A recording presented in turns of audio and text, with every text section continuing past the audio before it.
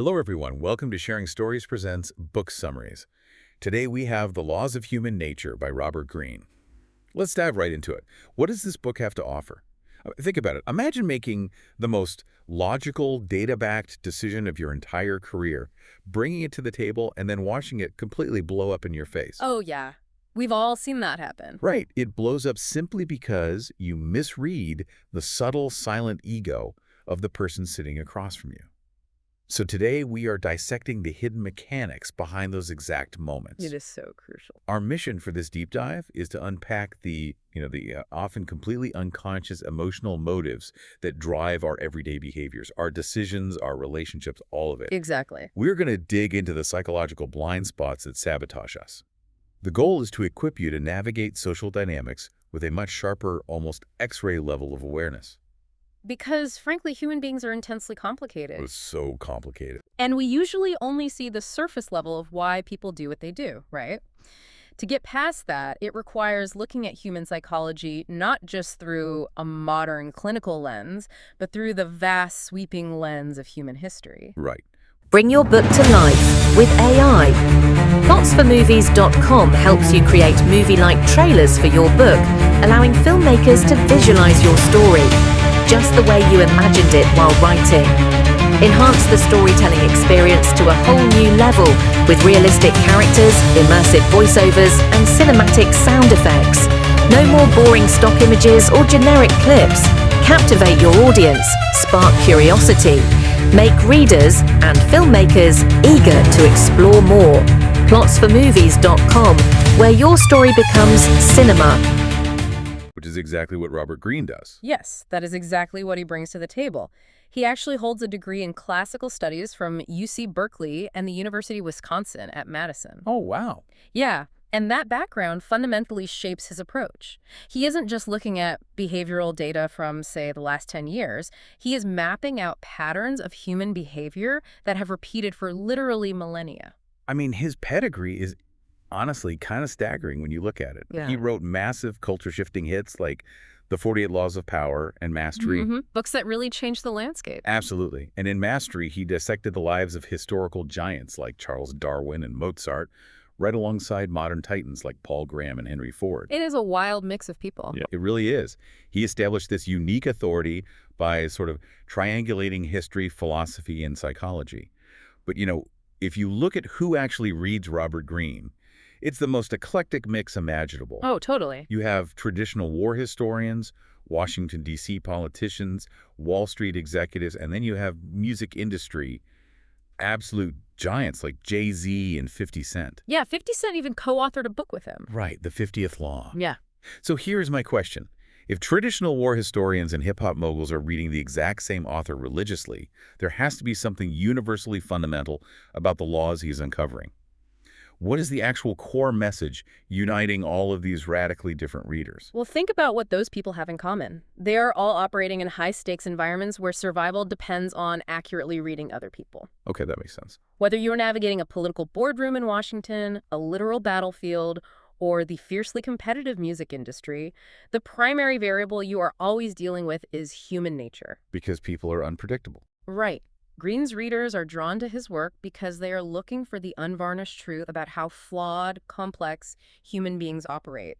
His core premise is that mastering life in literally any domain begins with understanding human psychology. You simply cannot master your environment until you understand the underlying operating system of the people within it. Exactly. And presumably, the operating system running in your own head, too. Which is the hardest part, I think. It is, but that is the foundation of the entire book.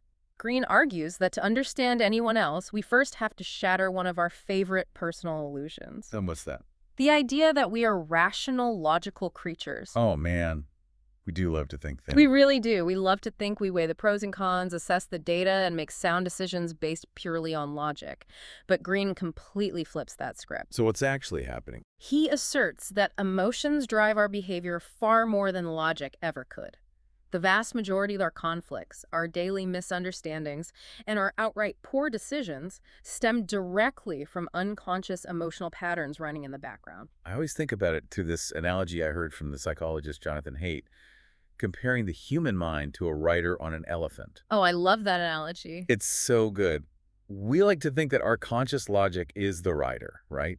Fully in charge, holding the reins, deciding exactly where we're going to go. But that's not the reality. No, not at all. Our emotion, our deeply ingrained human nature is the elephant. The rider can tug on the reins all they want, but if that massive, powerful elephant gets spooked by a mouse or decides it really wants to go left toward a peanut, well, the rider's going left. The sheer disparity in power between our rational thought and our emotional drive is just staggering. It is. But if the elephant is constantly running the show, if emotion is the engine running the whole show, how are we supposed to recognize our emotional biases before we make a massive mistake? Like before the elephant completely tramples a situation? That disparity in power is exactly why Greene focuses so heavily on what he calls the law of irrationality. Okay, what does that mean practically? Well, recognizing the bias requires you to actively insert a wedge between what you feel and how you respond. See, the elephant reacts instantly to stimuli. Right. If someone insults your intelligence in a meeting, your internal elephant immediately feels threatened and wants to charge.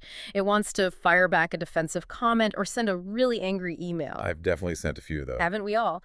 But Greene argues that the only way to tame that reaction is to recognize the physical and mental signs of the emotion rising. So you have to catch it in the moment. Yes. You have to step outside yourself in that split second and say, you know, I am not acting rationally right now. My ego has just been punctured. You essentially have to observe the elephant rather than just blindly riding it. Precisely. By naming the emotion in real time, you decouple the rider from the elephant just long enough to regain your cognitive footing. It gives you a breather. Exactly. You buy yourself the necessary seconds to move from an impulsive reaction to a thoughtful, strategic response. Okay, so if our emotional elephant is constantly dictating our direction, the obvious question is, what exact primal drives are motivating it? Right. And this brings us to the structure of the book, which I find really fascinating. It isn't a continuous narrative at all. No, it is not. It reads more like a compartmentalized taxonomy of our psychological DNA. It is highly categorized. He organizes human behavior into specific, distinct laws. Each law tackles a different underlying drive. What kind of drives are we talking about? We are talking about deep-seated tendencies like narcissism, envy, conformity, aggression, insecurity, grandiosity, and of course the endless human desire for status. Let's actually dig into the mechanics of these traits, because he doesn't just list them, right? He shows exactly how they operate under the surface. Yes, he breaks them down mechanically. Take envy, for example. That is a deeply uncomfortable topic for most people. How does Greene explain the actual mechanism of envy in our everyday lives? Well, envy is perhaps the most insidious law because it is the one emotion we almost never admit to feeling. That's true. I mean, you might admit to feeling angry, sad, or even greedy, but admitting you are envious feels deeply shameful because it is a direct admission of inferiority. Wow, yeah, it really is. Greene points out a fascinating mechanism, though. We rarely envy strangers. We don't. No, we envy our peers. We envy the coworker who got the promotion we wanted, or the friend whose business just took off. Because the ego cannot handle the pain of feeling inferior, the brain automatically disguises the envy. Disguises it how? Like, how does that work? It converts it into moral superiority or petty criticism. Oh, interesting. Yeah. Instead of saying, I am jealous of John's success, your brain tells you, well, John only got that promotion because he's a sycophant, or John is actually incredibly arrogant now. You just invent reasons to dislike him. Exactly. You start finding microscopic flaws in his character to drag him back down to your level in your own mind. That's wild. Greene's insight here is crucial for everyday life. When you find yourself suddenly hypercritical of a peer's minor flaws, or when you notice a coworker making subtly disparaging remarks about your recent win, you are witnessing the mechanics of envy masking itself as righteousness. That is a massive aha moment for me. If you don't understand that mechanism, you might genuinely believe you are just being objective, when in reality your emotional engine is running entirely on masked jealousy. Exactly. You're completely blind to your own motives. And Greene uses these incredible historical anecdotes to illustrate these mechanisms, which makes it so much easier to grasp. He talks about grandiosity too, right? He does, yeah. How success can actually be the catalyst for someone's complete downfall. Oh, grandiosity is a brilliant example of the emotional engine just totally overheating. Greene uses the dynamics of the French Revolution to illustrate this. Oh, right. He focuses on Georges Danton, doesn't he? Yes, Danton is a perfect case study. He was charismatic, brilliant, and wildly successful at rallying the masses during the Revolution, but Greene highlights the psychological trap of success. Which is? When you achieve something truly great, you begin to think it was entirely due to your own innate genius. You forget the role of luck, timing, or the team around you. Your ego basically inflates to match the size of your success. Yes, and the mechanism of grandiosity takes over. Danton started to believe he was invincible. He thought he couldn't be touched. Right. He stopped calculating his political moves carefully, just assuming his sheer personality would protect him. He basically lost his connection to reality. And that left him vulnerable. Completely. It made him entirely blind to the machinations of someone like Robespierre, who was driven by a cold, self-righteous purity, which, by the way, Greene would point out is often a mask for deep insecurity and envy. Oh, it always comes back to envy. It often does. Yeah. Robespierre capitalized on Danton's sloppy, grandiose mistakes and had him executed. But then, the cycle just repeated itself. Let me guess, Robespierre got grandiose too. Exactly. Robespierre's own grandiosity led him to believe he was the sole arbiter of virtue in France. That rapidly alienated everyone else and led directly to his own execution. So grandiosity essentially severs your feedback loop with reality.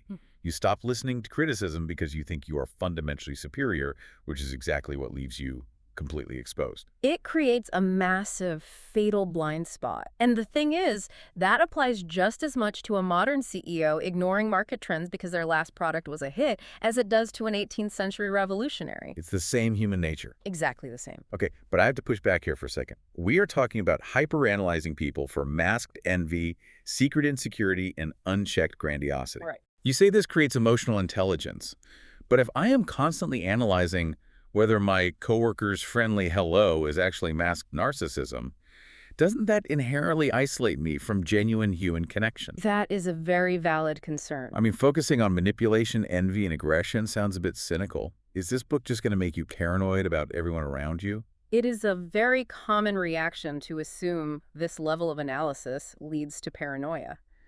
But we need to define the difference between paranoia and the emotional intelligence Greene is advocating for. Okay, how are they different? Paranoia is fundamentally fear-based.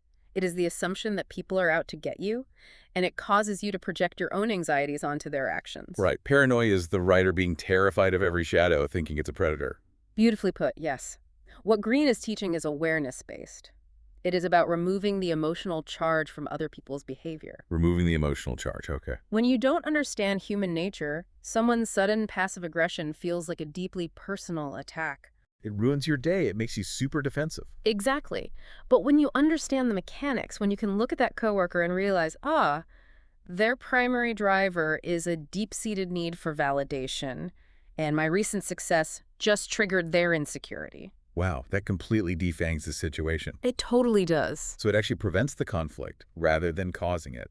Because if I know their behavior is just a mechanical response to their own internal insecurity, I don't have to take it personally. I don't have to get offended and fight back. Precisely. You replace fear and anger with comprehension. You see the mechanics behind the behavior. And because you see them, you can navigate around their blind spots instead of crashing straight into them.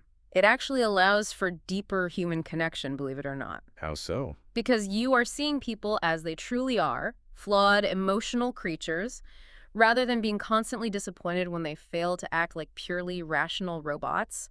That reframing makes a lot of sense. It takes the sting out of human interaction. So if these are the traps, the unseen elephant, the masked envy, the grandiosity, the conformity of groups, what is the path forward? Right, the solutions. Greene isn't just diagnosing the illness, is he? He provides a very specific antidote for all of this unconscious behavior. Yes. The antidote is the active, intentional cultivation of the opposite traits. So doing the actual work. Exactly. It requires developing deep empathy, exercising real self-control, and prioritizing long-term thinking over short-term ego validation. It isn't just about playing defense against the manipulation of others, then. Not at all. It is about building your own emotional resilience. It is about forging an authentic confidence that doesn't rely on being grandiose or constantly seeking external status. And a crucial part of building that resilience is identifying your own blind spots, which brings up another analogy I really like. What's that? Trying to see your own psychological blind spots is exactly like trying to look at your own eyelashes. Oh, I like that. You physically cannot do it by yourself. Yeah. You are just too close to it. You need a mirror. And I feel like that is the true utility of Greene's book. Okay. It acts as that mirror. That is the genius of using historical storytelling to teach psychology. Right. If Greene simply wrote a bullet point saying, "You are likely deeply envious and it is ruining your relationships," your ego would immediately reject it. The elephant would rear up and say, "No, I'm not. You're wrong." Exactly. But by providing historical distance, he completely bypasses your ego's defense mechanisms. Because it feels totally safe to judge someone else. Exactly. You read about a Chinese strategist or a European monarch making a catastrophic ego-driven mistake, and you can objectively see the foolishness of it. You're like, wow, what an idiot. Right. But as you analyze their behavior, the mirror turns on you. You naturally begin to map that pattern onto your own life. And suddenly you realize, wait, I made that exact same ego-driven justification in my performance review last week. Yes, the instruction feels lucid and revelatory, rather than feeling like a preachy moral imposition. The real-world application of this is just massive, especially when we look at the environment we are currently operating in. One of the source reviews we looked at made an incredibly compelling point about this. What did they highlight? They argue that this knowledge is crucial for simply surviving what they call the modern age of software and digitalization. Oh, that's a fascinating connection. Right. At first glance, reading a book about ancient human nature to survive the digital age sounds totally counterintuitive. It seems counterintuitive until you realize that digital platforms are essentially giant algorithmic machines designed specifically to trigger our most base emotional drives. The digital age just strips away the nuance of face-to-face human interaction. It reduces us to data points and impulsive reactions. They're basically hacking the elephant. That is exactly what they are doing. Social media is an engine perfectly tuned to trigger the law of envy through endless curated comparison. Oh, absolutely. Everyone's life looks perfect online. And platforms like X or Twitter are designed to trigger the law of conformity and the law of aggression through viral outrage and mob dynamics. It's scary when you think about it like that. It is. If you do not understand the underlying laws of human nature, you are entirely at the mercy of algorithms that are designed to manipulate those exact emotional levers. Understanding the psychology is literally your cognitive armor. You have to deeply understand the ancient hardware of your own brain if you want to survive the modern software of the world. That's a great way to put it. That same reviewer made another point that really stuck with me. They highly recommended this book for all age groups, using this specific phrase. They said, because a lot of people grow but never grow up. It is a stark reality. It really is. Physical aging happens automatically, but emotional maturity takes deliberate, painful work. Growing up requires the exact introspection Greene demands, doesn't it? Yes. Confronting your own narcissism, learning to curb your sudden spikes of envy, and developing the patience to not react impulsively. And if you refuse to do that work, you don't magically become a wise adult. You just become an older version of a highly reactive child. it is the difference between a toddler throwing a tantrum in a sandbox and a 60-year-old throwing a tantrum in a boardroom by quietly sabotaging a colleague's project because their ego got bruised. The stakes are infinitely higher. The damage is so much worse. But the underlying psychological mechanism, the unexamined emotional engine, is identical. Which perfectly circles back to the mission we started with today. Yeah. This is about moving through life with clarity rather than confusion. Absolutely. When you become aware of these timeless patterns, you can cultivate true emotional wisdom. You stop projecting your own ideals onto people and finally see them for who they really are. And that allows you to build stronger relationships, avoid unnecessary conflicts, and lead effectively, because you actually understand the invisible forces driving the room. It is about grabbing the reins and actually steering the elephant. Okay, before we wrap up this deep dive, we have a quick message. We at sharingstoriespodcast bring you insightful book summaries. This content is supported by plots4movies.com, an AI-enabled book trailer platform where you can watch one-minute trailers of books to understand them better before you buy them. So as we close out our discussion today, I want to leave you with a final lingering thought to mull over based on everything we've explored from Greene's work. Let's hear it. If human nature is truly governed by these ancient, hidden emotional forces, the exact same forces that have driven empires to rise and fall over thousands of years, how much of your daily behavior is actually a conscious, rational choice? And how much of it is just the timeless pattern playing itself out through you without you even realizing it? Wow, a question that definitely requires looking closely in the mirror. Thank you for joining us on this journey into the mechanics of the mind. Please make sure to subscribe and support the channel so we can keep bringing you these deep dives. If you're ready to confront your own blind spots, you can buy the book through the link in the description below. And don't forget to comment with the book you want us to discuss in the next podcast. Until next time, keep a close eye on what is really driving your decisions.